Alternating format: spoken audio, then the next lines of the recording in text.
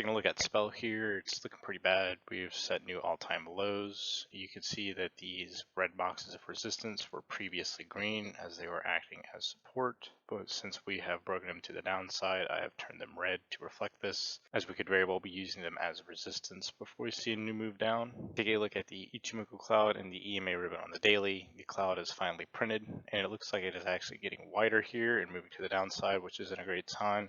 You can see that the EMA ribbon, we never even really got above it, more of a fake out to the upside, and we managed to move back below it again, and it never really turned green, and it is also widening. So again, not a good sign, especially if this catches up with the price action.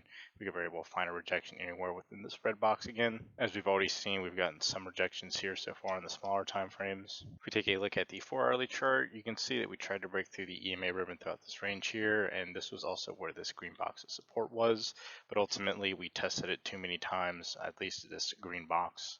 We came down and tested it too many times and eventually broke to the downside, but it did give its best fight here, and it looks like when we did have a move out of this, we got rejected off the Ichimoku cloud as well as the 200 EMA, so not a good sign. This could mean that this is very well a trending move to the downside, as the Ichimoku cloud only works best in trending moves. It was worth a mention that the Ichimoku cloud is getting much thinner over here, so if we do manage to break through the EMA ribbon, we could very well move through the cloud. But considering that the last time we touched it, we had quite a significant drop, I expect we find at least some resistance off of it again. The only hope we have for breaking above the EMA ribbon is that we have tested it a lot throughout this move to the downside. It also never got a chance to reset, so this could very well be the move that breaks it to the upside. We also have to keep in mind that we did break through this zone of support here, which previously when we came down into it, we had a substantial move to the upside.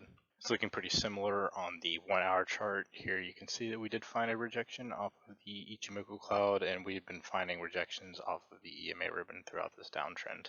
So to sum things up, we have broken this green zone of support bearish, so I expect this to use it as resistance. Considering that we've never traded below this blue line before means that we are in price discovery mode, so this could very well fall further. And the first stop I'm seeing from the Fibonacci retracement is around 20 or 0.002. If we take a price range from where we are at now down to this level, that's another 32% drop.